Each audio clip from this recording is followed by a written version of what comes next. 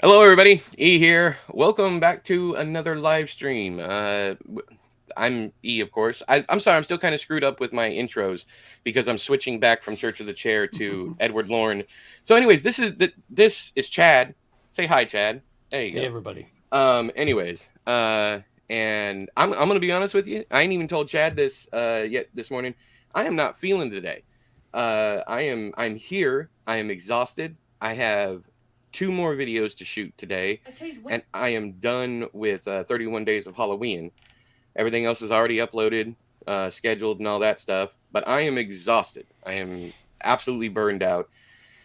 And I was gonna be like, hey, let's have another day off. But then I thought about it, like, no, that day off will turn into 2 days off, and that will I turn was in. ready for another week off. It'll snowball down. Um, but if you want to take extra days off this week, that's fine. But Well, I need to get here's the back to thing work. though, man. It's I would love to, but I really am pushing and want to be done Hmm. before November, Oh yeah, I agree. because NaNoWriMo. I'm doing NaNoWriMo, and so I want to. Yeah, I mean, I don't know how long we've been working on this. I'm sure you could tell probably from your videos. 4, 6 weeks, 5, 5, 6 weeks. Um, I can count. and I know we're over the halfway point, Yeah. so I figure the rough draft, 4 more weeks at it. Well, we're a month worth of videos in. So we've done at least because we're on episode 30 today. So it's at least been a month worth of videos. Yeah, But, but yeah, I would like to. I would love to take a little time off. It was nice taking that time off. I just had other stuff that you know, and it gave me a chance to. I didn't get as caught up. There's a very large chunk um, okay. that's I'm gonna read it today before I highlighted go on there. break.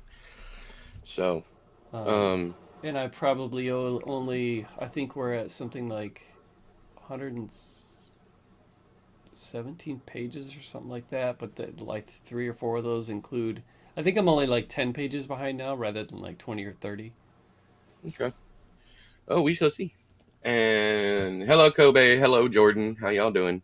I don't think Kobe's in here anymore. Jordan might even be gone. But, anyways, the point of this stream, I'm sorry, I'm completely out of it today, as you can tell by the intro. But the point of this stream is we are collaborating on a book called Planet Caravan. And we are bouncing back and forth. But the point is motivation, inspiration, or a relaxing, chill stream for people who want that, need that, whatever. Also, to show you guys how our process works, you can find much more of that in earlier episodes. Now we are just like we are aimed at the ending and just trying to get there. We have a lot to accomplish in the in let's see here. We were shooting for 70,000 words. We're already at 50. We have a lot to accomplish in the next 20 to 30,000 words. And that's 3 phone calls, some time jumps, the missing Coke. I liked your idea about having someone else get booted for drugs. So we definitely need time jumps to these things. We've set up the carnival. We got all the characters in place, and now we can set up the the time jumps and whatever. After I guess after the first phone call. Um, and I figure we'll get to. All right, Jordan. Um, I'm going to get to the first phone call today.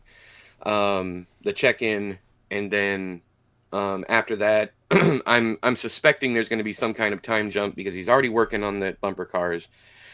Oh no, I have to go back. That's right. I forgot that I have to go back and finish that. Unless you did it, the chapter in No, I between. didn't do No, it. okay. I'll finish that up. Do a little more with fuck Carla.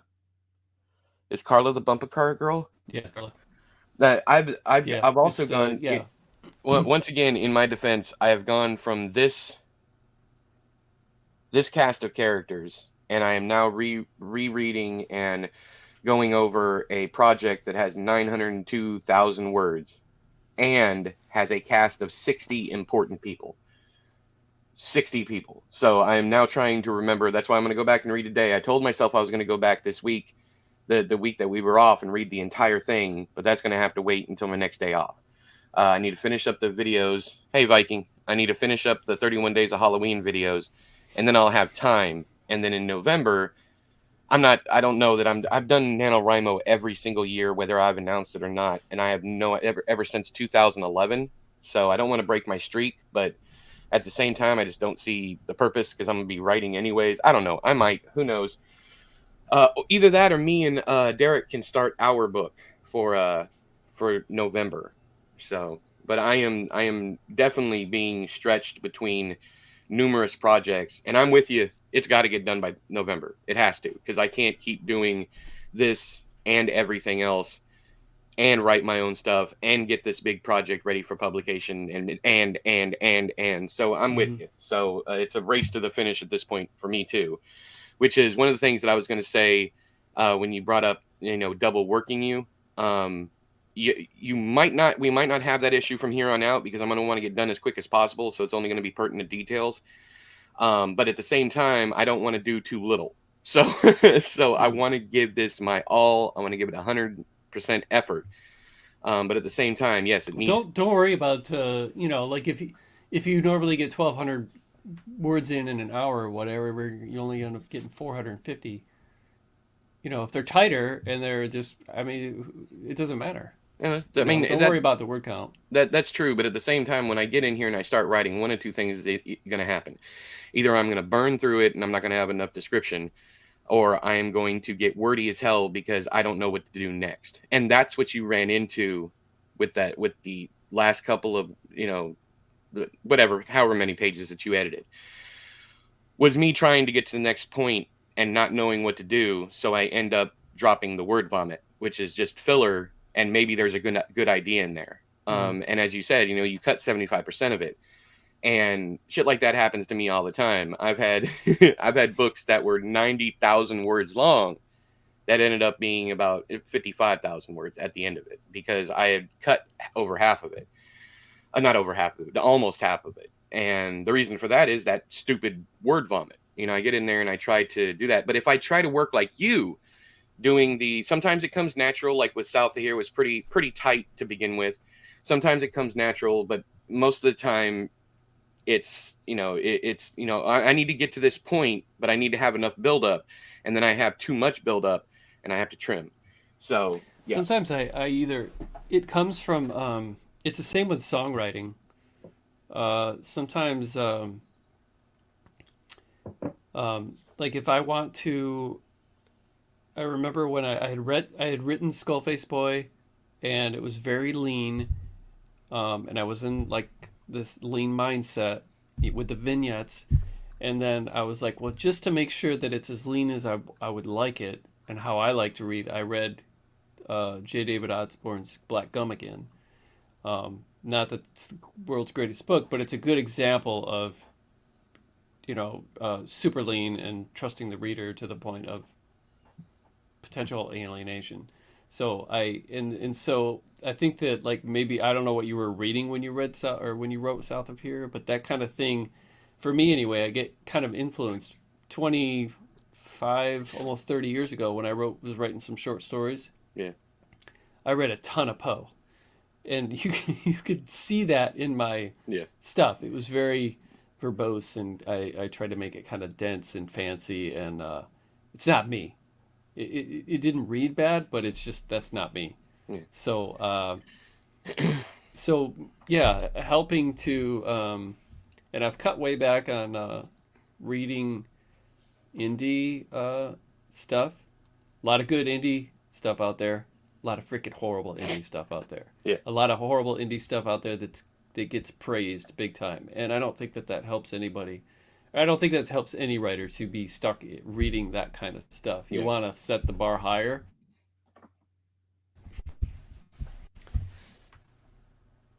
Did I lose you? So I heard I heard higher. I think I heard stopped everything. talking because But I then it stopped talking froze. because I could tell that I froze. Yeah.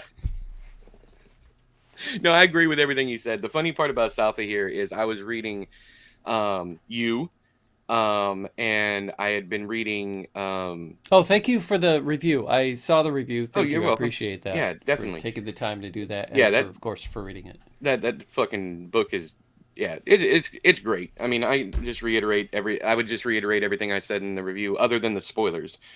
I like how, subtly the other element, not subtly, I would say the kind of slap in the face when you get to that point.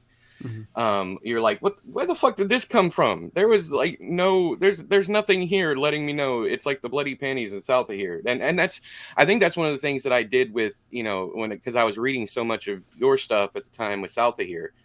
It was one of those things where you do that too. You'll just drop this thing, this, whatever, Yeah. and make a point of it.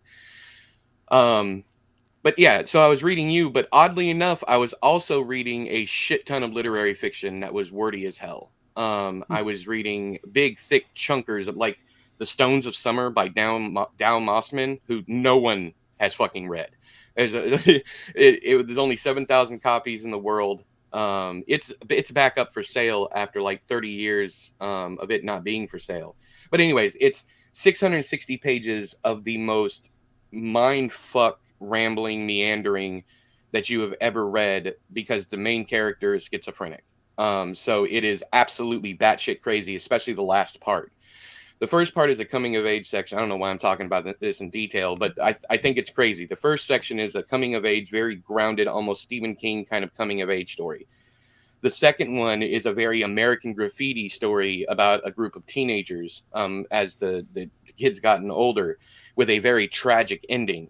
And then after that tragic ending, his schizophrenia kicks into high gear and he moves to Mexico and he goes completely insane. And it's very well described in the book without telling you, what's wrong with him. But at the same time, it is such a jarring situation. It perfectly done. Don't get me wrong. It's just no fun to read, because it gives you the literal feeling of someone who has had a pretty much normal life up until this tragedy, and then this person, went went south. So I thought it was brilliant to an extent, but at the same time, I only gave it 3 stars because at the end of it, I was like, I did not enjoy reading this whatsoever. Hey, Alec, how you doing? Hey, Sentry, how you doing? Um, so I was reading very verbose stuff that's all about theme and character and drama and all that. And I was also reading your stuff, which is very light as far as the word count is concerned. And I pretty much grabbed not your style, because I did the same style with Hope for the Wicked and Pennies for the Damned. But I kind of returned to that style and a bunch of other stuff I can't name. But I returned to that style, and then, but at the same time, giving the depth of, the literary fiction with, dropping certain items here and there that, at first glance don't mean anything, like the belt in South of here. The belt, the panties, little nods throughout there. All that stuff was, that's a little bit of you, but it was mostly the literary fiction that I was reading. Because in literary fiction, if you see something, there's a purpose for it.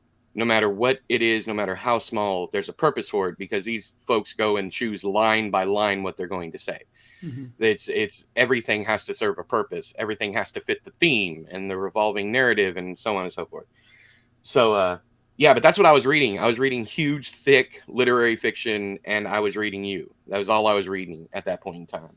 Because I wrote it so quickly, even though I wrote it by hand, I still wrote it in like 2 weeks, I think. And it was considerably longer by about 5 to 10,000 words, but literally all of that was the hand holding you were talking about, and all the stuff that you cut, the 75% that you Mm-hmm. cut. It was all that. It was just me, it's what's it called? By rote description. It's like, it's not really needed. It's just telling you shit. It's already, I don't know, but it's the one. Sometimes I have a hard time with suspension of disbelief, depending on the author and how they handle it. But my biggest problem with is that hand holding. I almost to the point that it pisses me off. Like if I'm reading something, I want to be I could tell. I want to be trusted to the point where I might have to stop and read what you just said again, because you are trusting me so much to know what you're saying. Yeah. And so many authors, so many authors that I know that have put out several books are still doing that, and it because freaking drives me crazy. people complain if you don't. The how am I going to say this without like shitting on all modern reviewers? Um, People will literally complain when they have to look something up, when they have to um, reread a section because they didn't get it the first time. It breaks their immersion or whatever. You see it in reviews all the time, um, and it it's because people complain about it. I mean, that honestly, that's yeah. But you're right, Viking. People complain no matter what you do, so you might as well do whatever the fuck you're going to. Well, I'm not even talking. The kind of handhold I'm talking about is like if you've already shown me that something is intense, I don't want to hear what the protagonist thinks about this situation. The situation's already there. I'm watching it unfold. Who cares what this guy thinks? We know what he thinks by his actions, the situations, and I think that's why I had so much fun with Skullface Boy because through the entire thing, starting from this kid's got a skull for a face, deal with it. We're not talking about this again, except for when it's meant. We're not going to talk about why or how he functions or anything. This is what you get, and then everything else after that kind of set the way where um, it almost I wanted it to feel almost like not Bizarro because like how in Bizarro things are supposed to be normal. We don't talk about how bizarre they are. Right. Then it's not It's Bizarro. magical realism. It's If it's fabulism. yeah, Yeah. if you've got your protagonist going, I was scratching my head and I thought that's really weird. You That's what ruins the bizarreness of it. So if you've got your protagonist or your narrator or whatever, scratching his head or saying or commenting on anything, it takes me right out. I I'm don't. gonna It call just someone does. out right now because of what you just said. Gregor Zane, if you were watching this or you were watching this some other time, this Who has a new book out, by the way? I know what he just said is why I compared him to Haruki Murakami, because Haruki Murakami does the same exact fucking thing. He goes in, he tells you what's happening. Nobody reacts to how fucking weird it is. I remember reading Killing Commendatore or Commendator, whatever the hell however you pronounce it. And this dude finds a whole world in this pit, like different arching paths and all this stuff. And it's just, oh, where does this go? That kind of thing. He never wonders what it is, what any of that shit. He just literally goes, oh, here's this hole. Let me go into the hole. And then the hole goes, it has like branching pathways. I think Gregor's theory was that it's a corpus compendium. I can't remember. Something having to do with the brain. And how each character that the tunnels lead to are like the firing of the brain, the different sections of the brain leading Mm-hmm. to it. He explains it much better. But anyways, that's exactly why I compared you to Haruki Murakami, is Mm-hmm. because he will just state the fact and move the fuck on. Another person who's good with that is Chuck Palahniuk. Chuck Palahniuk used to write 600-page Stephen King tomes. He's talked about it several times. None of them got published. And then he wrote Fight Club, and he cut like 100,000 words out of it, and came back to it and submitted that after he cleaned it up, and it sold. But none of his 600-page tomes sold because it was just wordy, verbose, hand holding, all that stuff. It's the same thing. Um, and David Lynch, I think might be where I get that is absolutely excellent at that. If you watch his movies, even his more forward ones, which are my favorite, like Blue Velvet and Wild at Heart, everything that weird that happens in there is never questioned. Just nobody has like any weird, strange like this. This is just the world. This is just what it is. What it is, and Mhm. I don't know. I just love that. I love Yeah. that kind of setup. But I love it if it's done well. If it's consistent, that kind of thing. I've never had that issue with you, but also you don't write enough outlandish shit for me to like have an issue with that. The most outlandish thing I've read of yours is Skullface Boy, and that's surprisingly grounded. When it comes down to it, yeah, dude has a skull for a face, and that's just it. We're gonna move on with our lives.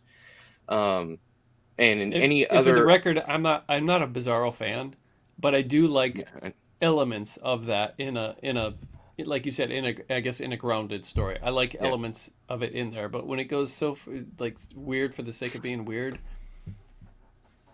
yeah. um, There's a Bizarro author that I cannot stand. He is a good dude, amazing person. But his books, I can't do it. And I cannot remember his name. It has Paul in it and a three. He's a third, and he's a Bizarro author. And William is it Paul. I you talking about Carlton Melick? No, not Carlton Mellick the third. There's another one, oddly Okay, enough, that is a third. I'm not talking about Carlton. Patrick Um, Harrison the third. I don't think no, he writes God Bizarro though. damn it. Hang on. What is it? Super. Max Booth the third, Right? Yeah. Thurston Howell the third. Um. That might have went over your head. No, no. I know Gilligan's Island. Are you Okay. fucking kidding me, dude? I'm 43, not 23. Shit. Anyways, no, it did not go. Oh my god. Anyways, but I am offended. I am offended. I mean, you go all the way back to Lucy, and I would get your references. Um, I grew up. Everything was Nick at Night and not AMC, TCM, all the classic stuff. Yeah, that's all that was on television when I was younger. But anyways, it's I can't I know he's published by Grindhouse at least one book, but he did one that was like an ultra super violent Mario Brothers world, Mm-hmm. and he called it like Super Crunk Brothers or some shit like that. That's not it. I just tried to look it up. But anyways, he did that, and it is the most batshit crazy thing I have ever read. Period. And I've read a lot of Bizarro. And anyways, that kind of thing I don't like, where you're just taking me to another world, dropping me in, not explaining anything. You don't have any rules. There's nothing. There's no magic system. Nothing. It's just the most wild and wacky shit that you can think of with no purpose whatsoever. And I think that's what sets Gregor Zane apart. Well, it's definitely what sets Gregor Zane apart because his stuff is still relatively grounded. Mm-hmm. And then there's this insane situation going on over here on the side. But there's other things. The characters have feelings, emotions. They react to things. Not maybe not as much as a normal person in the normal world might. But it's definitely there's definitely a reaction. It's just subtle. Um, but Autumn Christian does that too, and she's one of the greatest writers we have out there that Yep, nobody talks about. yep. I'm not going to argue that there's better stuff in her newsletter than there is Yeah, on Amazon. she's Honestly, amazing. She's freaking amazing. she, I wish that she would. She's so good that, and sometimes gets so weird that I wish that she would write like a normal book using that prose, eh, because it would just floor everybody. yeah. If people could separate the art from the artist, I think that's another thing that's holding her back. She's her own worst enemy as far as what she says, and the people who she attracts the wrong crowd. That's for sure. But I mean, to each their own. I cannot sit here and talk bad about her writing though. Her writing is fucking fantastic. That it is just, it's unparalleled in the indie Yeah. scene, in the small press scene. Period. She definitely needs to be with a big house, and she needs to be a household name. But yeah, that's Yep. I don't know what else to say other than that. That's yeah, she's fantastic, and I've even told her about her newsletter, and I've shared her newsletter, and I've been like, there are people out here with published books uh in the traditional landscape that aren't anywhere near as good as this. Period. You know. Yep. But anyways, I have to read what you wrote, what you rewrote, just so I can be on the same page, and then I need to take my break, and we need to get to work. So that is what we are doing.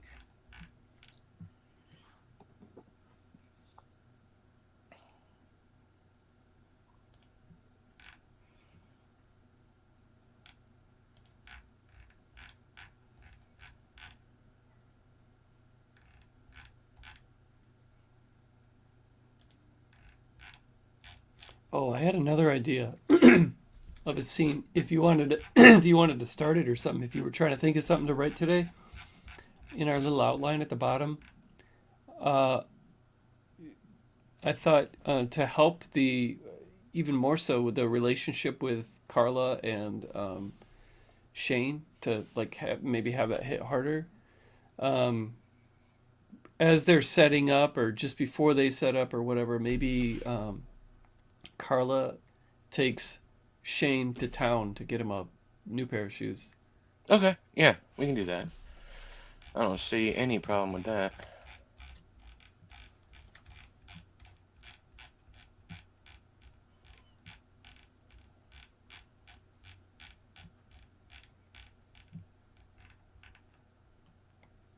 I couldn't remember how much of this first part you had read, if any at all.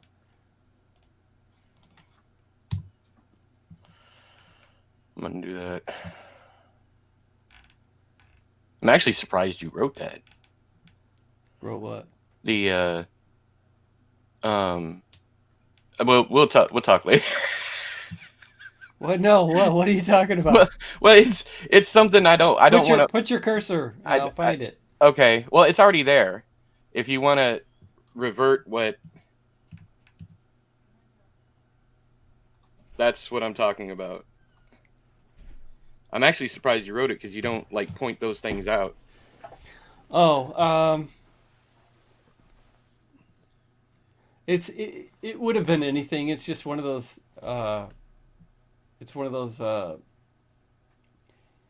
You know how like when you call somebody by their name and then you call them by the older man, the bigger man. Yeah, I got no. I It's got just you. another way. It could have I don't been think I've anything. ever seen you. I don't think I've ever seen you just like full on like class someone like it. I don't know. There's no. I don't know. I don't. I It don't. kind I've of. often said that you can never tell. Yeah, you said it to me. Most of my books, you don't even know what color these people are. Yeah. No, I understand. That's why I was. That's why I was shocked. That's why I was shocked. But So yeah, I put it in there to like I said to to have some kind of I don't know what the term is. me and Darren almost got into. Well, it was one of us who was referring to a character as the NB. The character was non-binary, and there were several instances of it. And I'm not going to throw. Well, I guess by saying I'm not going to throw anybody under the bus, there's only two of us, but so it doesn't really matter. I don't already put my foot in my mouth, but I brought up the issue. I was like, this is like saying the gay or the black, and he's like, I don't think it's an issue. So he sent it to one of his trans friends, and they're like, yeah, get the fuck rid of that. So it's like just call them by their name or they them. It's that's it. And we were like, and those are the kind of simple mistakes that people get in trouble for, and it's considered malicious intent when it was literally just pointing out. But I mean, of course, you can go deeper than that. Why do you feel the need to harp on it? Why do you feel the need to do this? Just talk about the character. So I mean, both sides of the argument have valid points, but yeah, it's just what I'm getting at is the malicious intent thing. You can never subscribe something to something unless you were that person and that their intentions. And a lot of the time, it's an innocent intention, completely 100% innocent.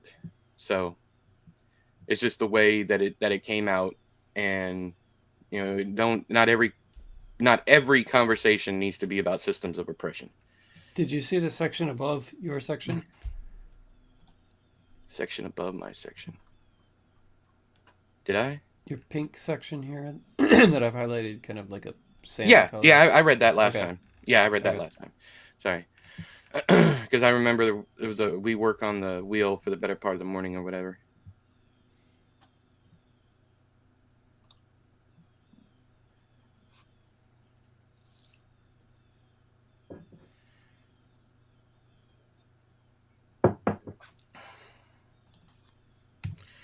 Well, you love some now in this section, boy. Now, brown cow. We step back.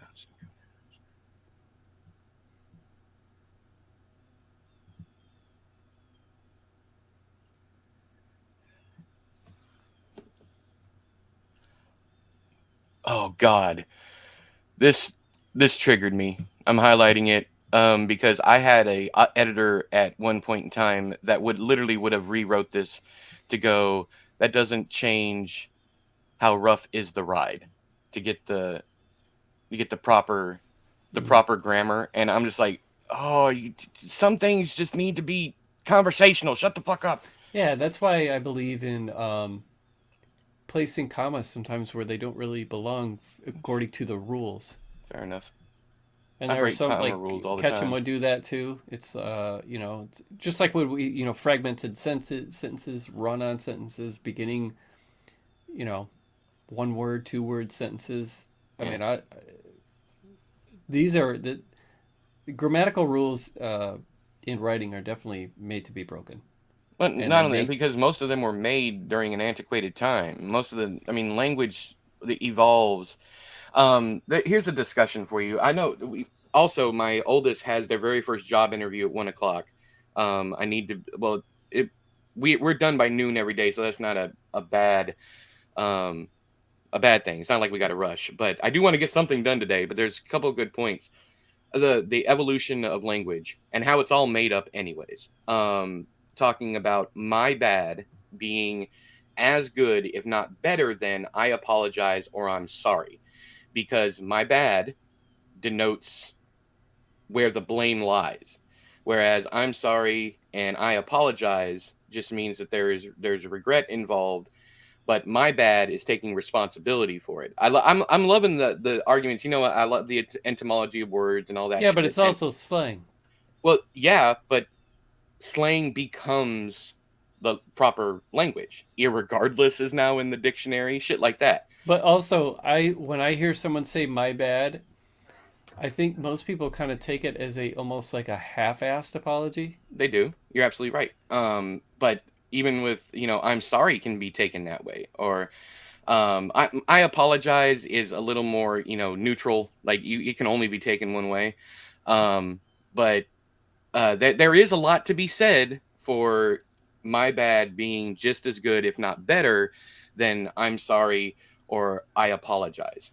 Um, but hey, I don't land on either side other than I agree that it is, in my point of view, if it is heartfelt, like my bad, man, that should be taken the same way as I'm sorry, dude. That kind of thing. Yeah.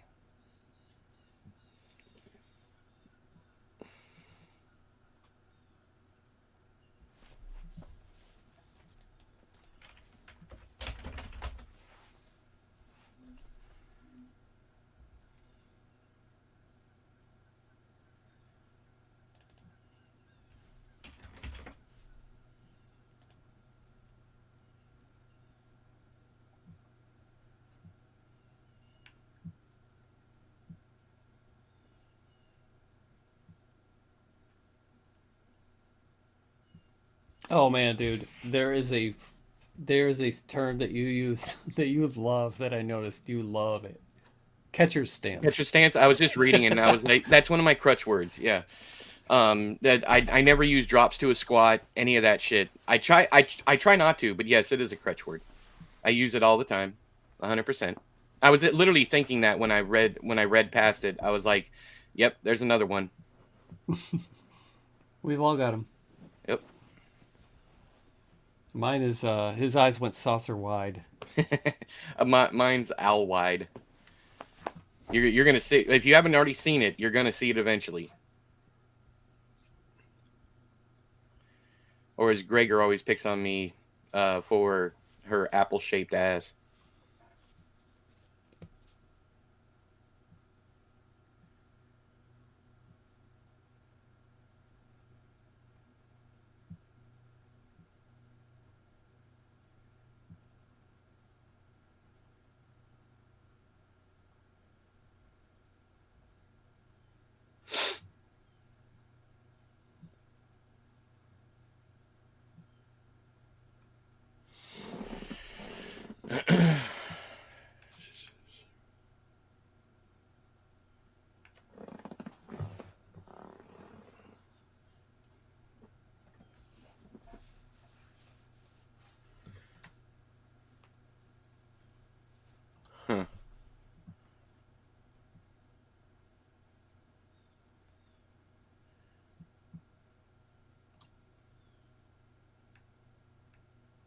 And do not take my cursor being placed certain areas that I'm going to change something. Usually I just move it just to denote either where I am or whatever. Mm-hmm. Uh,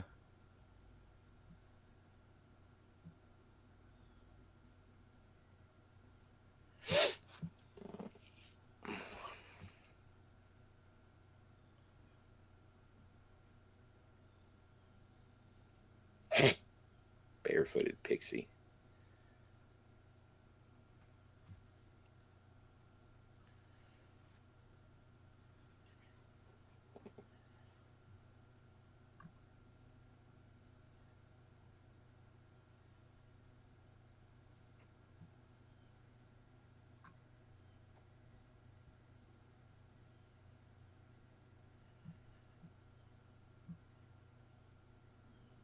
God damn it.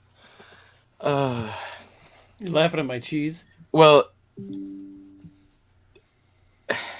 I won the whole. Every time I read something about grilled cheese, I think about this. The whole reason why I got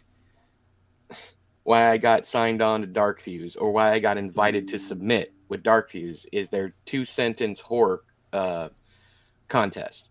Mm-hmm. And my 2 sentence horror that won by thousands above everyone else was going down on her was like pulling apart a grilled cheese sandwich.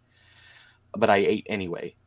Um, and every time I think of a grilled cheese being pulled apart, I think of that visual image. So Mm. yeah.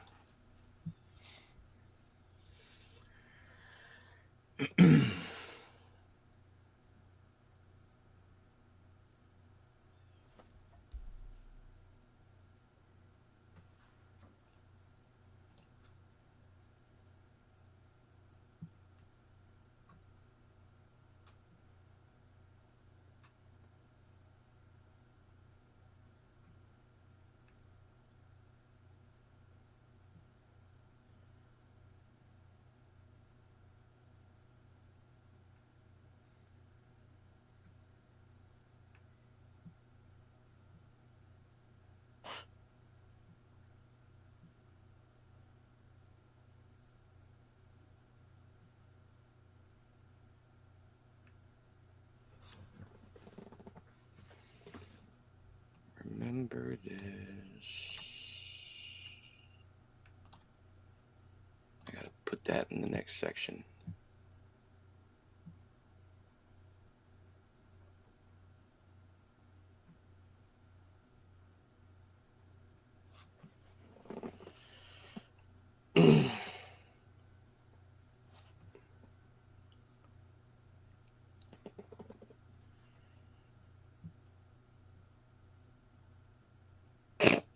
I misread doe eyes as dope eyes. I was like, I don't think he'd say that.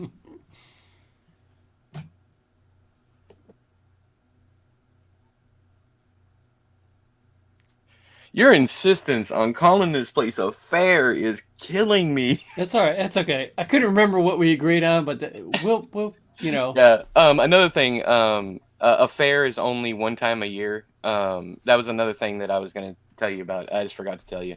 It's usually in October or in fall, and it's a local event kind of thing. But yeah, this is fine. I'm not gonna fuck with it. Um,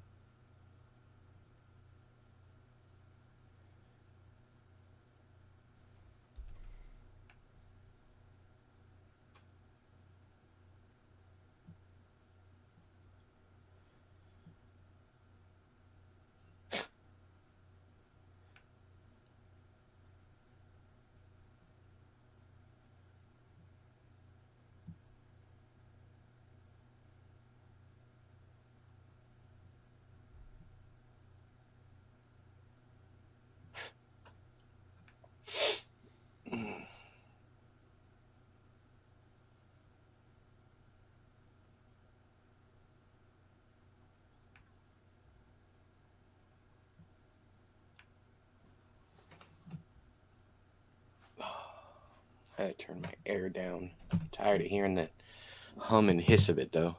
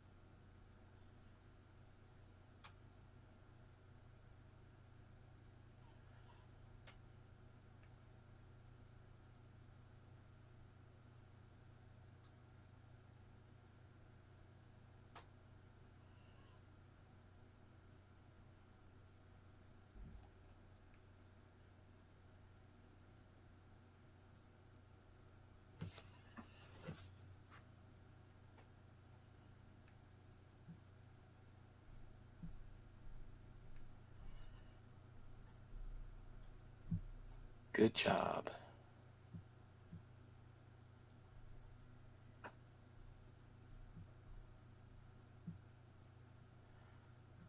With a dull red handkerchief.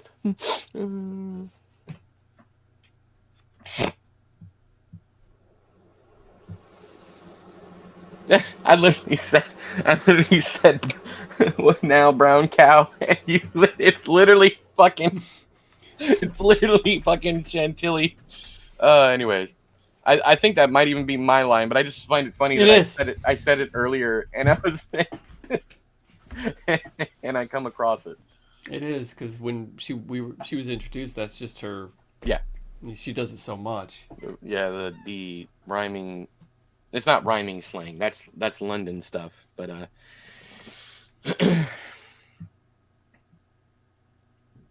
Cockney. Is it Cockney rhyming? So I can't remember. Anyways, it doesn't matter. Moving on.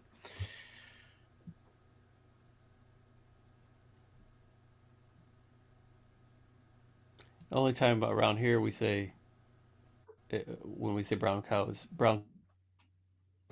Damn it! How you gonna? Brown. You glitched right when you said it. Say it again. In my house, the only time we say brown cow is if someone says brown chicken, brown cow. Do you know that one? No, I don't. Honestly, no, I've never Because it heard that sounds one. like brown chicken, bow wow. Oh, brown. We're gonna get it Okay, on. brown chicken, brown cow. That's a good one. I like that. I'm gonna steal that. Brown chicken, brown cow. Yeah, because I also like boots and pants and boots and pants and boots and pants and boots and pants. Oh.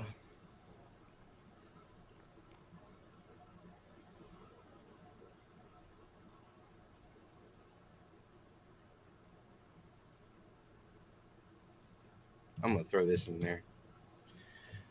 That's right. And ain't nothing we can do about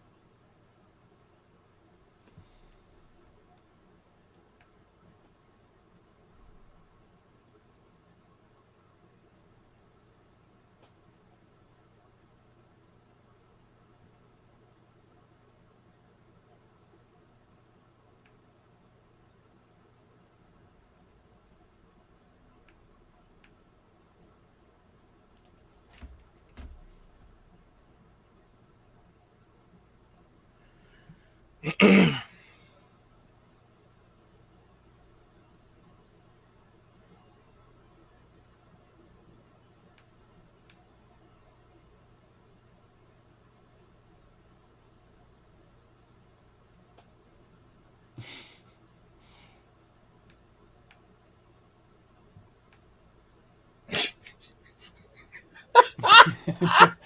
I think I just laughed at the same thing. Yes.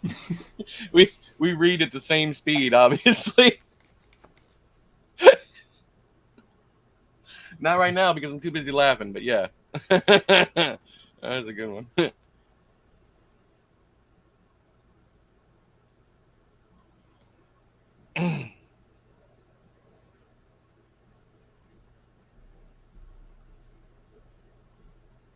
Oh God, my dyslexia is killing me. I just read fisting for food. That's one way to get a meal, I guess. Fuck.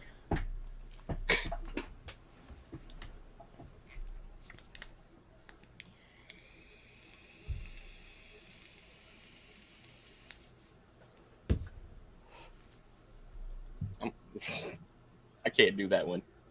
Can't do that one. I'm gonna change that to show or carnival or something. I don't know. But we are in. See, the thing is we are in Shane's head, and Shane can think of it as a fair, because he's not going to know the difference at this point in time.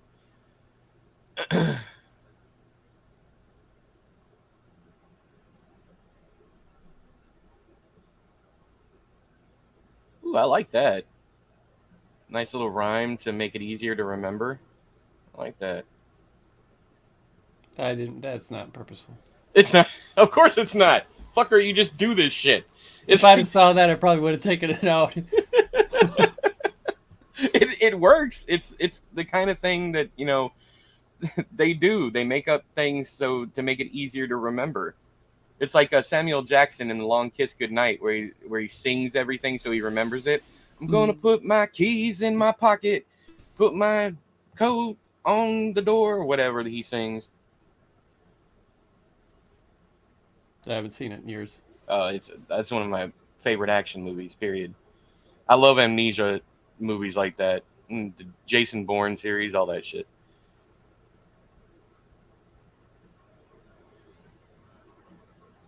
Gregor will tell you that this is one of my crutches also. He sighs at length.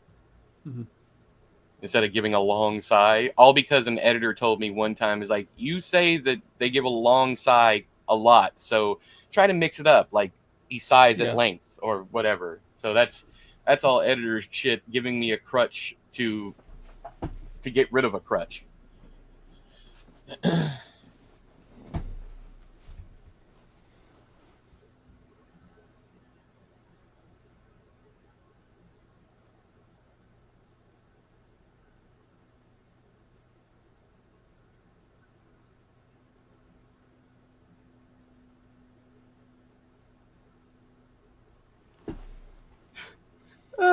It's like you're doing it on purpose. It's like you're doing it on purpose. There's this wonderful thing called what's it called? Replace all. Yeah. And it's easy to use. I'm sorry, I'm crying. Oh, that's good shit. Oh, it's hilarious.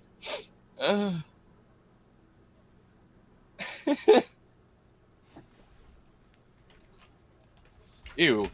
I like that. Bite your tongue, Mingo. Bite your tongue. Ah, yeah. Him and his weird any shit.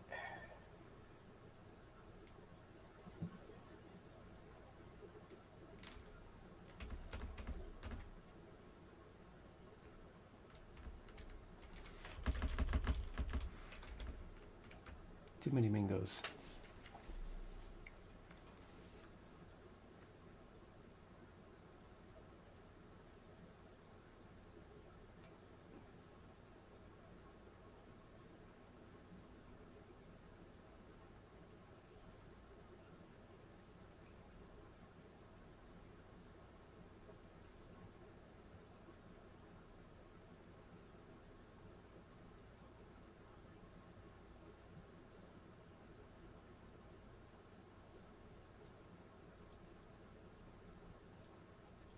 I'm making note of this because when we need to go back and do, if Carla grabs him a new pair of shoes, either we need to cut it or changes, like he can be like, I already have it.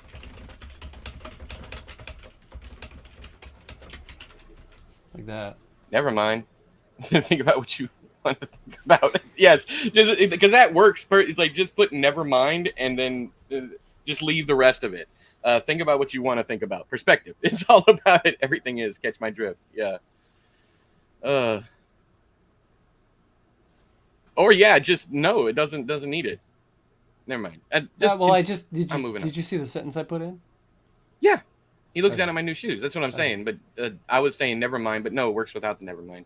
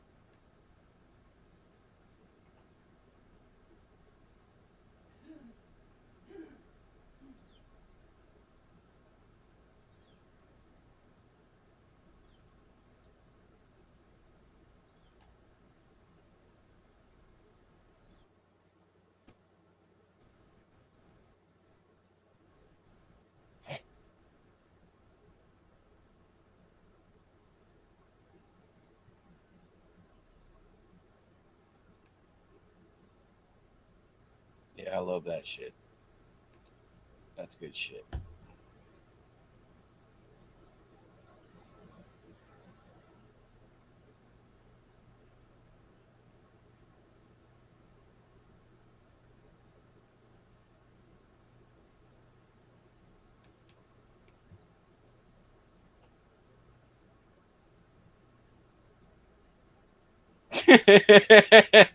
uh,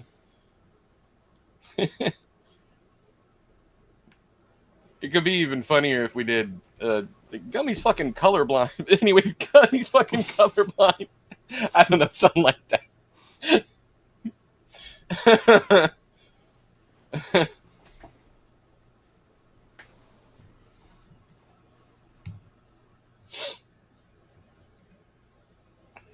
Is there an extra space in there? Yeah, there was. Okay.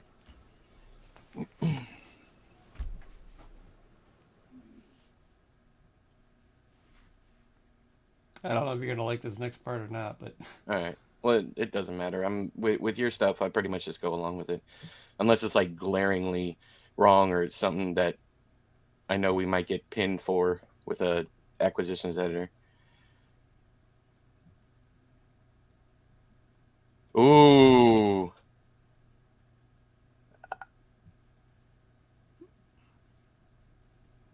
damn. Ooh, that's a bold one. Calling him out right in front of his boy. You've been trying to pawn Gummy off on us since he got here. Ooh, ooh.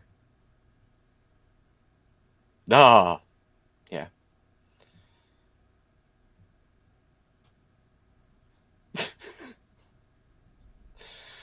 Oh, god damn it.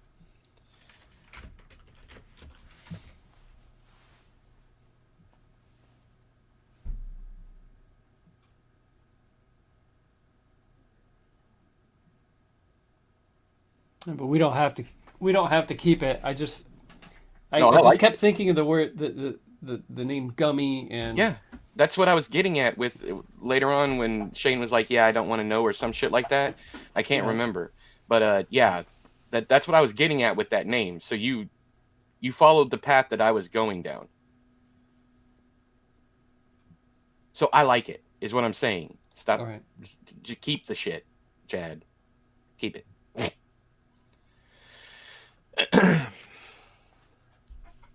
Monkey-eyed man is a bully.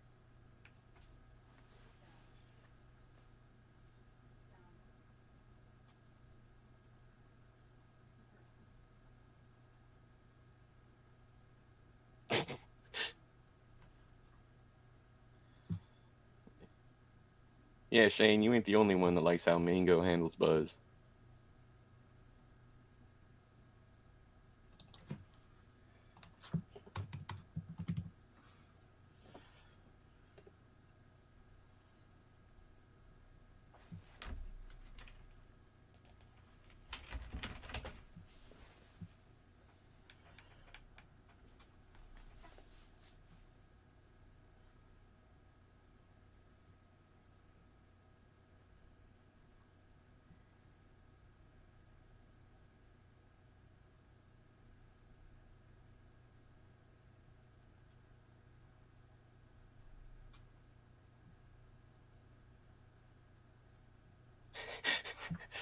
Why do they call him Gummy? That's just me, kid. You don't want to know. Yeah, that's. I mean, that's it. Yeah, the all those illusions, and you didn't say shit. You didn't. Well, you said more than what's on the page, and Yeah. that's perfect. That's just that's yeah. With our powers combined. Anyways,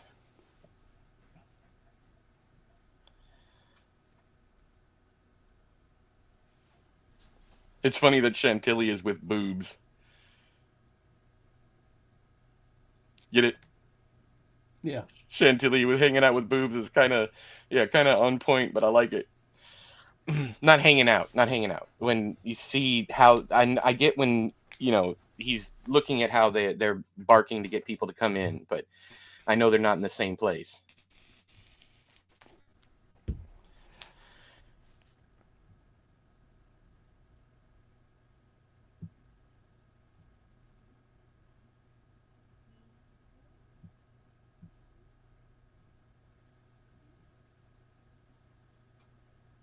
it's very cool that you have picked up on certain things. Like, it does take charisma to run these rides, but and bring people in, but some of these rides run themselves. Like, you're never going to catch Buzz barking because people are going to ride the Ferris wheel no matter what. It's Yeah. like people are going to come to the bumper cars no matter what. But it Yeah. does make you more popular and earn you more money if you have the charisma to do it. So that's the difference between like an operator and and an operator with showmanship kind of thing. Mm-hmm.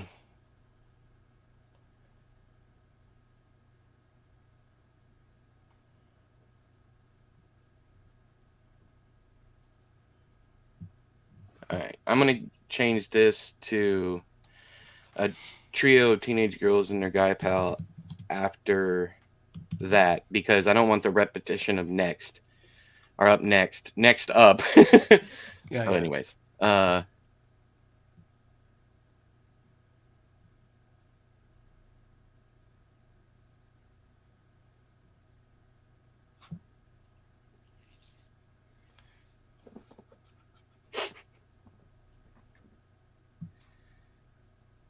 nothing.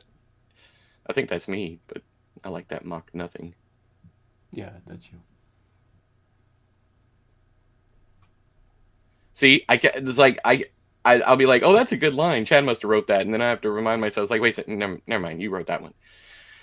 Instead of just assuming that I wrote everything. That's how much ego I have. I don't even remember what the fuck I wrote to begin with, so it doesn't matter what you change. After this shit, I'm like, oh, that's a good line. And sometimes it's you, sometimes it's me. See, this is something you will never catch me right in a first draft. This is first, second draft shit. Mm-hmm. Um, because the big words, I just go through with the smallest. That's what I'm talking about with word Yeah. vomit. It's like, there's nothing in my stomach. I'm just like getting it up. And then, I go back, I read some more and read something that kind of like, parallels what I'm writing. And then I can go back and, add the $5 words that, do a better job than the 50-cent ones. Mm-hmm.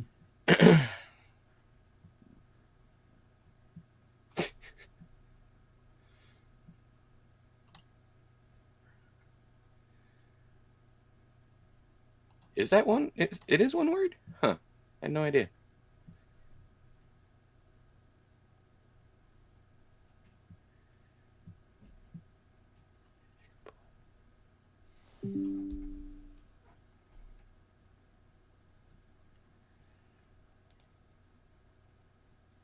Ew.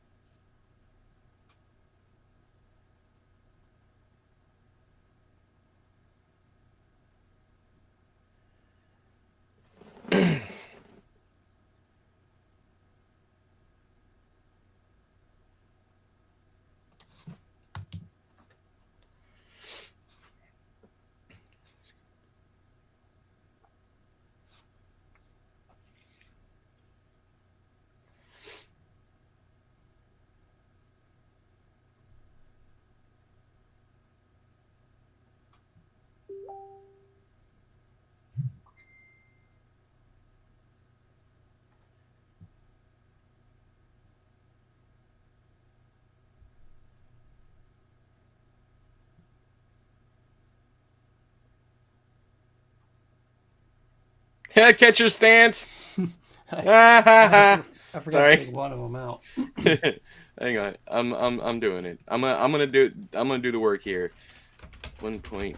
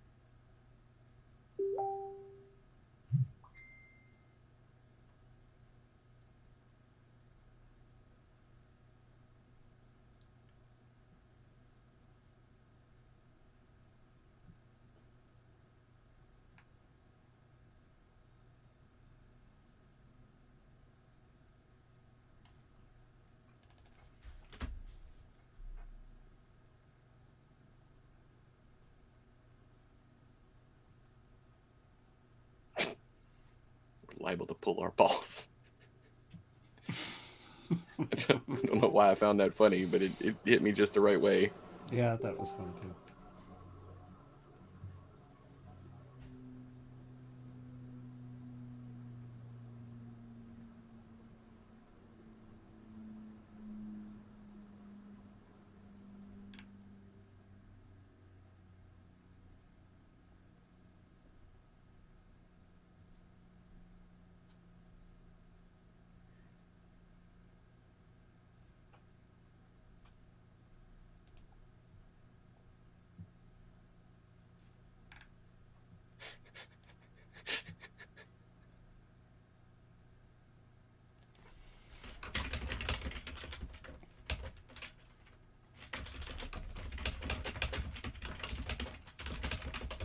Okay, yes, very cool.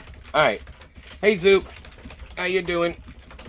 You got to use the word rump sometimes. No, I will not, because that is a very specific thing that my friend put in his books because he knew what was going to happen with it. So it was all on purpose. He also had an aversion to certain words. So there's a reason for it. That's why I don't pick on him about it. But yeah. Okay. All right. I'm done. I need a break. I've already been in this chair for an hour and 37 minutes. So I will be back in 15. And I'm jumping right into that Carla going to town, getting a new shoe scene. Okay.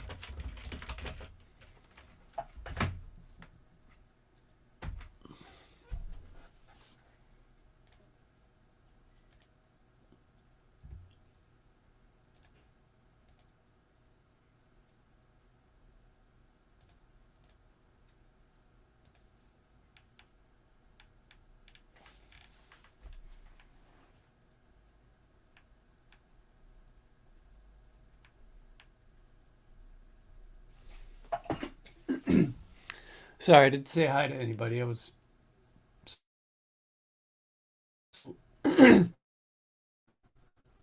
son's Viking Reverse Century. Good morning, Alec. Pedro. Good morning.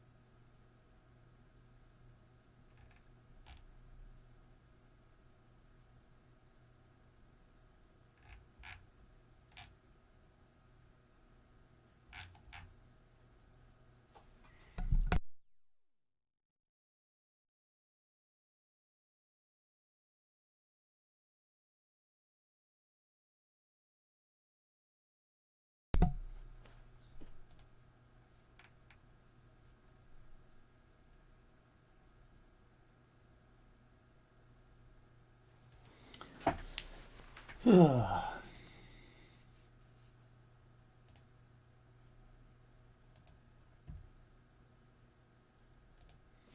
right.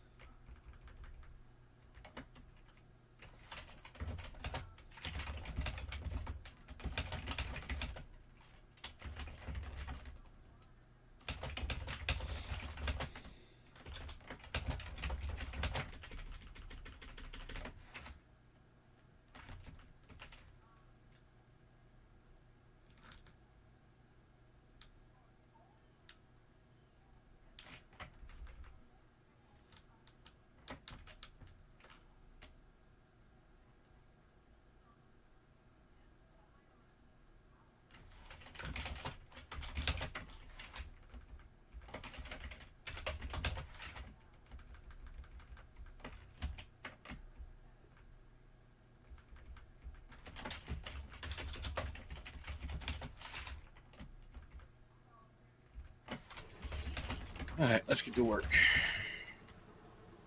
Every day I'm hustling.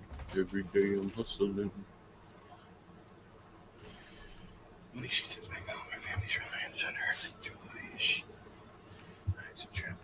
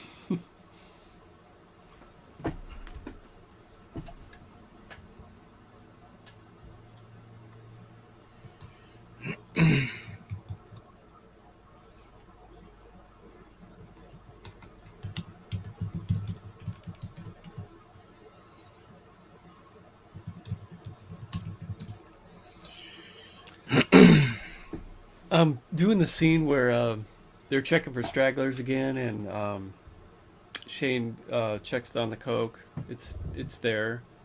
Um, I thought it'd be cooler if we had him just about ready to do that. Like the next time he's actually able to check on the coke, it's Yeah, not there, which would be down the road. right. Um, so as he's trying to, maybe Buzz ends up in there to confront him, knowing that they'll be alone. Can you think of a something to like add just more like, oh, I hate this guy, like to have the reader just like, because at this point, How I about like I he like that. walks in? So, sorry, you gave me an idea. Is like he walks in, going, oh, like he literally has been waiting for this. Buzz has been waiting for this moment to get Shane alone. So he really puts, he even goes harder on him than he has in public. It's like, you stay away from Sam. I'll fucking kill you. Maybe that kind of, I don't know, something along those lines. To really, I agree with you. Really cement Mm-hmm. that. But it's like, but this also give the reader it would denote that Buzz has been watching him the whole time. So when he sees him go into the funhouse, Buzz, takes the not the initiative, takes the opportunity to go in after him. Mm-hmm. And without stating that would denote to the reader that he's been waiting for this moment, kind of deal, without even having to say that. But anyways, continue what you're saying. But yeah, Yeah, I I like also that. like the fact that because every time he's been in Shane's face, Shane's had someone back him up. He's Right. had Mingo back him up once or Mm-hmm. twice. He's had Sam back him up, and he hasn't had that. I want him to have that like feeling of just like uh, I don't know, like he's alone. What's he gonna do Yeah. now? How's he gonna deal with this kind of thing? Right. Because nobody's there to save him this time or whatever. And then yeah, just cement that And the have fact that have him check the coke first, and as he's coming out of that area, and that way later, you know, don't well, make it the thing obvious, is, of I didn't course. want him to be able to check the coke at all Okay. Oh, okay. All right. All right. because Yeah, I like that too. I feel like if he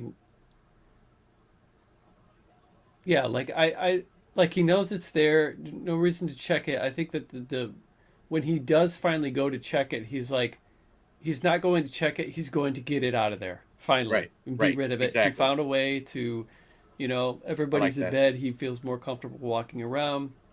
Here's my chance. and then when it's there, or when it gets there, it's not there. Yeah. I'm also going to put the first phone call in this chapter with Carla.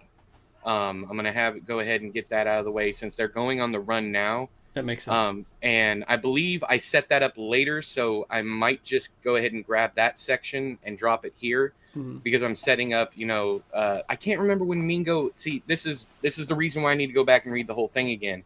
I can't remember when Mingo tells him that they go on trips into town. So I'll set all that stuff up here instead. I'll try and find it and just move it. I can't remember when that fuck that is. Is that before they? Anyways, I'll find it. But yeah, I like your idea. Yeah, definitely, 100%. He wouldn't actually go in there to try and do anything until he's ready to get rid of it. He slaps my arm hard enough to rock me to one side. I'm just joshing you, kid. Howls of laughter commence. But seriously, I was getting to that. A land run is basically like when your parents send you on errands. We ain't got nothing like that. Like general store and site, so every once in a while we got to run into town to resupply. Tomorrow is that day. All right, let me. So, where is that? Put your cursor. That's in the chapter I'm working on right now. Every day is payday. Right, but where? Oh, my cursor is. Okay, right here. Your cursor's on it now? Okay. Yeah. Mm-hmm.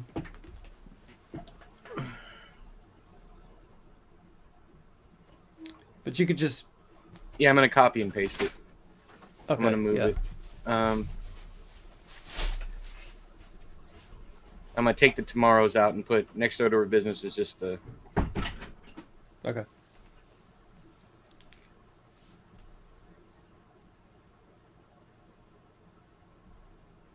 Also, I think Mingo being in there and almost being kind of like, what are you doing? Like a suspicious look on his face, that would help with the red herring, right? As well. Exactly. Yes.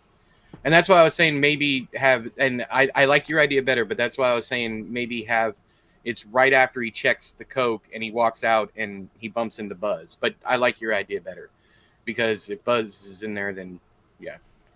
Anyways, Mingo, whoever.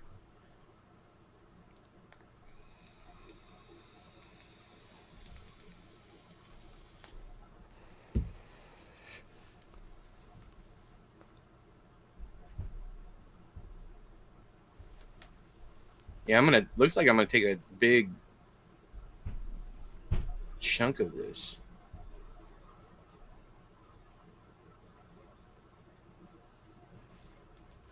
All right, I'm gonna take. Oh, I'm taking a huge chunk.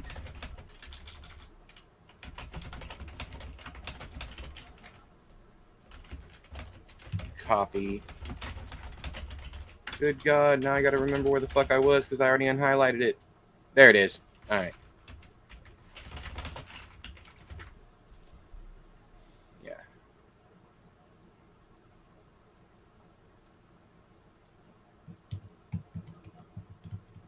I just saw 2 good movies. You may have already seen them. That I would recommend to you and anybody else. That new No One Will Save You Now. Mm-hmm. Yeah, I review that tomorrow. Okay, on Hulu. And then we just did that for Final Guys last Tuesday. Cool. And then Fresh. I feel like I'm the only one who hasn't seen Fresh. Yeah, I think you are the last person to have watched it. Yes, yeah. Did you like them? I loved. I loved both of them. I really did. No One Will Save You was very impressive. I need to send you the article about why there's no dialogue in it, except for those 2 lines. Cool thing about that is, it wasn't. I could see someone saying, "Oh, it's like gimmicky." It just there was no reason for dialogue. No purpose. No purpose for dialogue. So it whatsoever. wasn't gimmicky at all.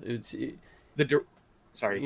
Yeah. The fact that she didn't have dialogue, there's nobody to talk to. There's no reason to spell anything out for us in dialogue, so there's no reason for dialogue. The writer-director went on to say in the interview that he got all the way up to the scene where she goes to the sheriff's or the police station, and he had this whole back and forth, everybody talking, this very tense scene, and he realized that she hadn't said anything up until that moment. Yeah. And he was like, she's not going to say anything. Yeah. That's it, and it works so fucking. I go into great detail in the review, but yeah, it'll be up That tomorrow. that spit says more than any words would Yeah, anyway. yeah, exactly, exactly. It was absolutely brilliant. I've never seen a movie, read a book, anything with no dialogue. There's two words in the entire thing, and it's her saying it, and then another character repeating it.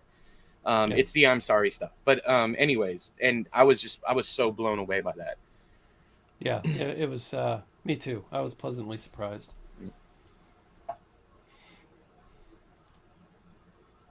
And fresh, of course. I don't know what it is about cannibal stuff. I like cannibal stuff for some reason.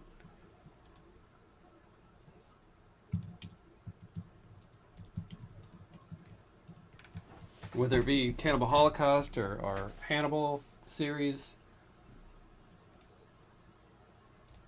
Manhunter.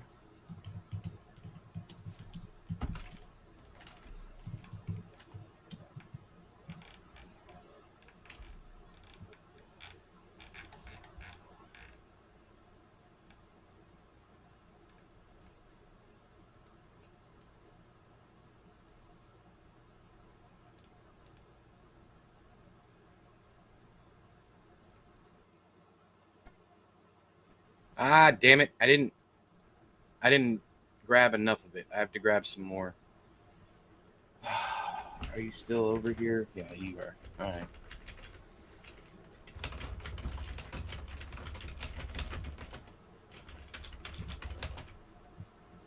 And I also need to highlight everything I grabbed.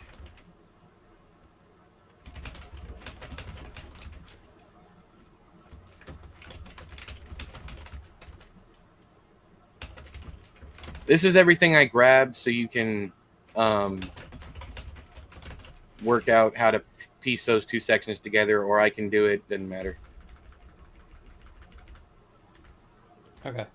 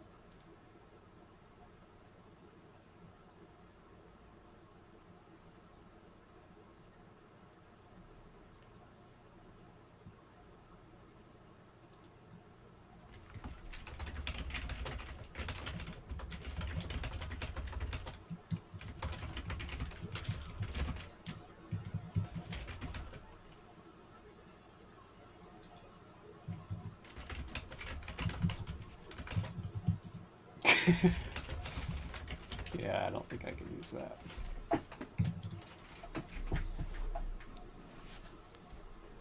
I'm gonna take this sentence out. The paranoia comes in spurts. Oh God. Oh God. Gonna have to take that. I just wrote it. You didn't write that. Oh God. It's a little. I mean, it makes sense, but if you're like Yeah. me and your mind's always in the gutter, you're gonna Yep. read that. Go. Yep. Well, you know something I missed from like old timey literature.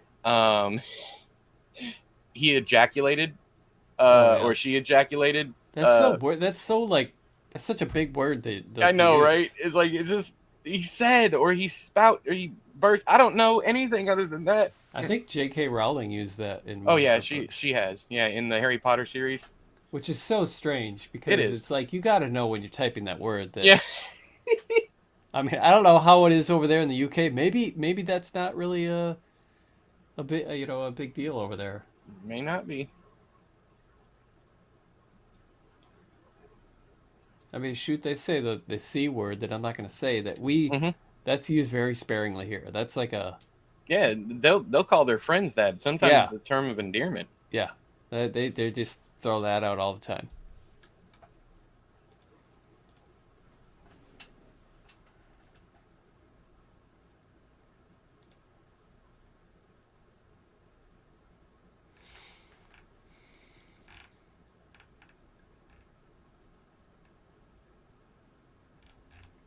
Oh, by the way, I'm I showed you the book that I had started, but I'm about 300 sub pages into Doomakey now.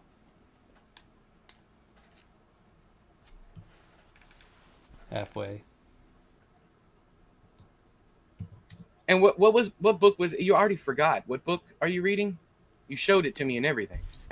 Yeah, I'm reading Goblin. Oh, that's right. It screwed me up because I didn't catch the first part of what you said earlier. All I really caught, because I was focusing on reading or something or talking, whatever it was, all I caught was, "Have you read this?" Hmm. And then we got on the discussion of that.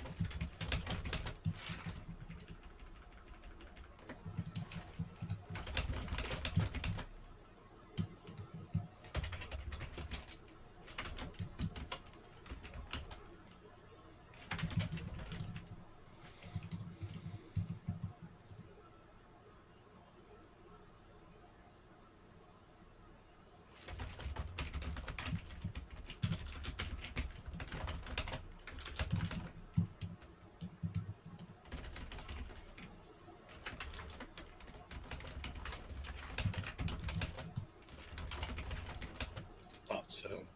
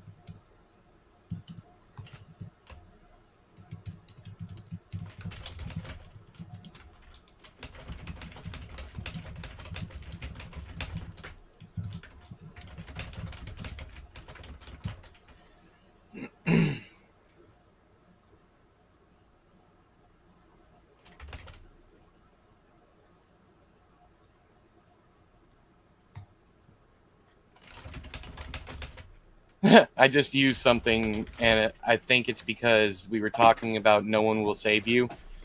I'm quiet the entire ride into town. It's not that I don't have anything to say. I'm quiet because I can't hear myself think over the dun dun dun dun dun dun dun dun of the throbbing bass rattling every one of Pepito's loose screws.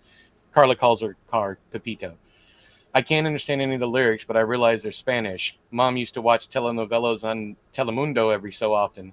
Whenever I'd ask her why she watched them when she never learned Spanish, she'd always give me the same excuse. When the acting's good, you don't need to know what they're saying.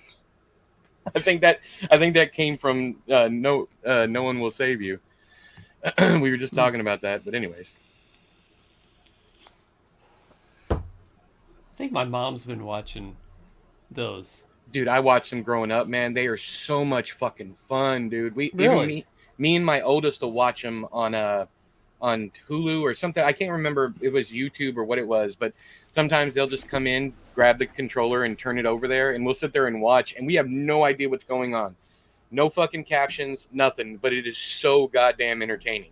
Yeah, need to know a thing what's going on. Sometimes we'll even like translate for them, like make whole scenes out of it. Like we'll do our own dubbing. Yeah. Is it like funny, like It's not. unintentionally funny It's not always because it's funny. overly dramatic, or It sometimes it is so entertaining to watch their reactions. It's so different from American television and American actors really? that it is sometimes it is over the top, not gonna lie, but we have our own over the top shit here. But Mhm. a lot of the time, man, it's just so intense. They take things so seriously. And it's like our stories or soap operas kind of thing. It is so intense. Sometimes it's hilarious, but sometimes you get involved. It's like, oh, what? No, he didn't do her like that. That kind of shit. So the writing is decent. Oh yeah, man. There's always something wild going on. Hmm. There's always somebody. It's a soap opera. It's the same thing, but it is, like I said, it is over the top, but it is so intense, and it's just so much fun to watch it happen. Where do you watch that at? I believe I'll have to check with Dan, but I think the last couple that popped up that they brought up was on YouTube. But I know there's a streaming service. It might be Netflix. I'll ask them and I'll get back to you tomorrow. But yeah, we watched several of them, man. There was one we spent 6 hours one night just watching those things, and that's all we did. It was almost I don't want to call it a bonding moment, but we have so much fun watching them. And neither one of us. Now I can catch things here and there, and I'll tell them. I grew up in California. Most half of my friends were Hispanic, so I catch things here and there. But and I'll tell them, like, okay, they're talking about this or they're talking about that or whatever. And sometimes I know what they're saying, and it still makes no sense in context of the scene. So I don't know if I'm translating wrong or if it means something in a different context or whatever. But it's really fun. It's like, okay, I know what that word means, but that's not what's going on here. It's like they just said diamond. No one's name is Diamond, and there's no diamonds in the scene. What the fuck is going on? But it is hella entertaining. I bet there's some absolutely gorgeous women on those too. Oh yeah, oh yeah, oh yeah. But it's both. It's both too. Some of the dudes are absolutely stunning. But the funny part is one of the dudes, the one that we like to watch, and I can't remember the name of it. But the dude is just absolutely butt ass ugly. But he has this mullet, this long, flowing, luscious black mullet. And every woman in the show it's so enamored with him. And we had to look up why, and it's because he's a soccer player. Like it's not because of what he's doing in the show, but because he plays soccer and he's like a national fucking hero. Yeah. I'm like, okay, whatever. But yeah, but by the end of it, he cuts his hair. So I think it's like a fish out of water kind of scenario where he comes into this rich culture and he looks the way he does. But even after he cuts his hair, the dude is dog ass ugly, in my opinion.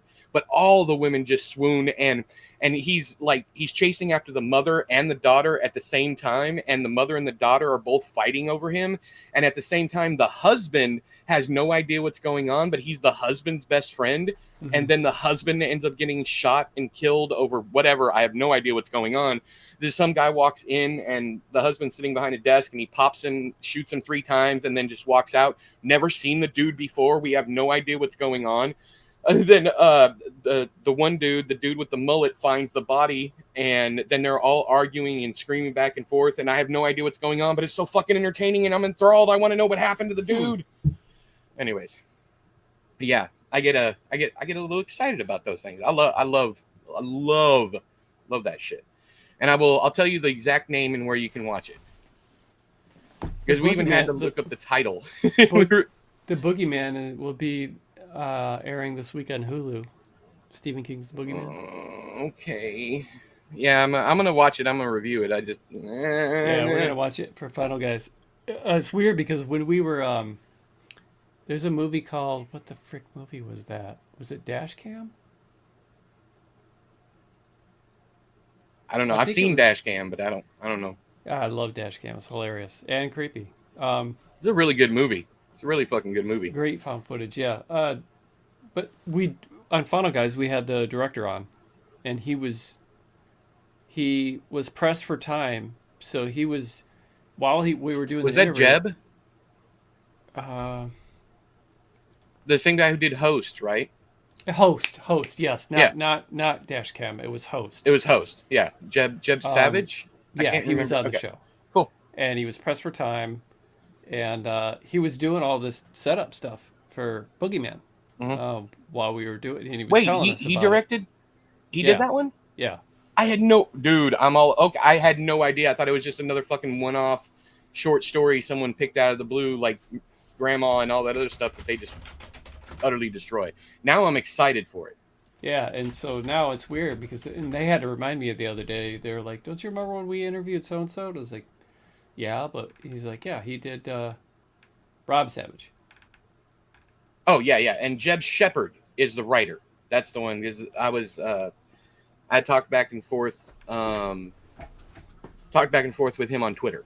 But yeah, Rob Savage is the director. Jeb is the writer, one of the writers. I also know the lady, one of the lady writers, and I can't remember her name. But anyways, I gotta get back to work. We'll talk more later because I got like 30 minutes left to write, and I haven't gotten anywhere. Um,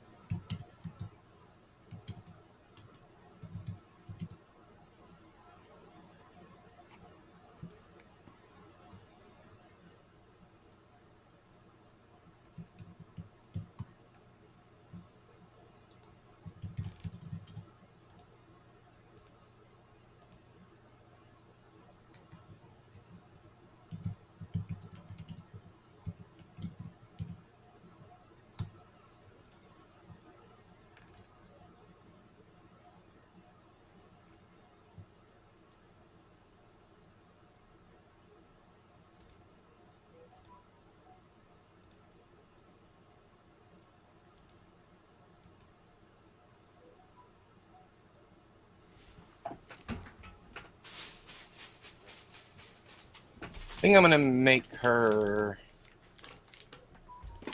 I want to do. Oh, somebody's blowing up my phone. Hang on. I think I'm gonna make her Guatemalan.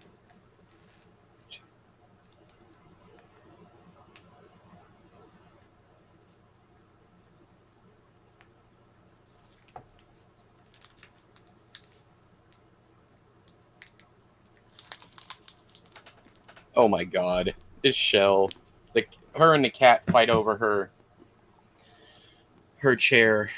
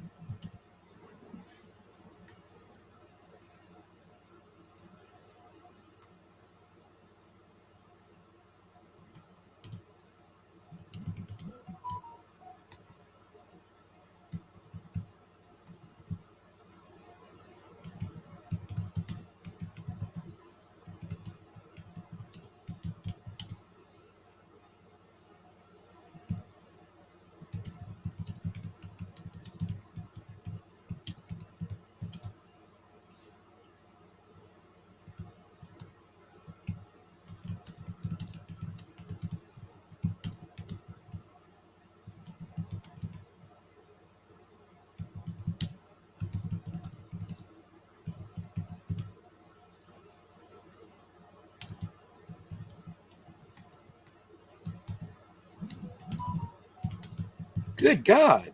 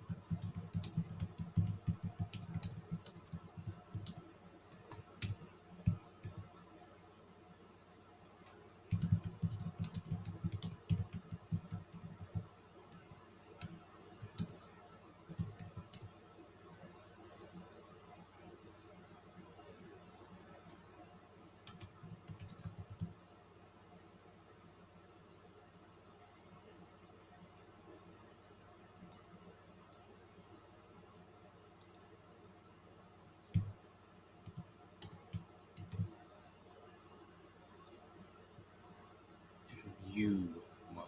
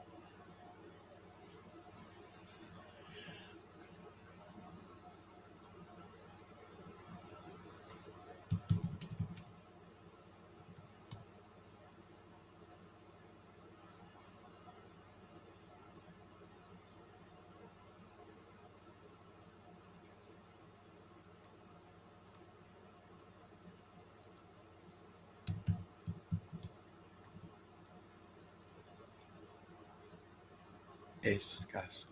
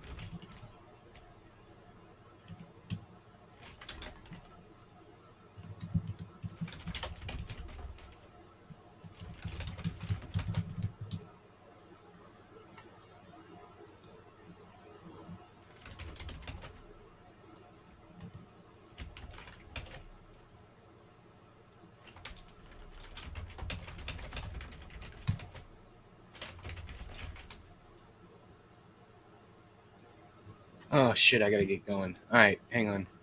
Um,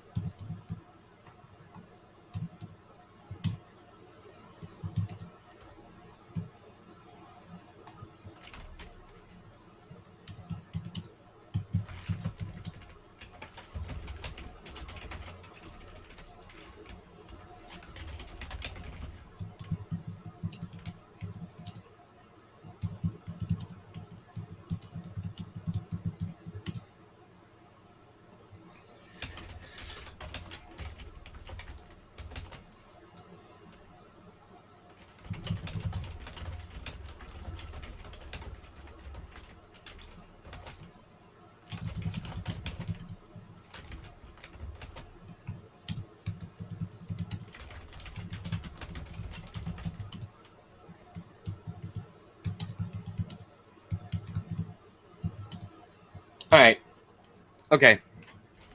Gotta go because I gotta go get ready to All right, take man. Dan to their interview.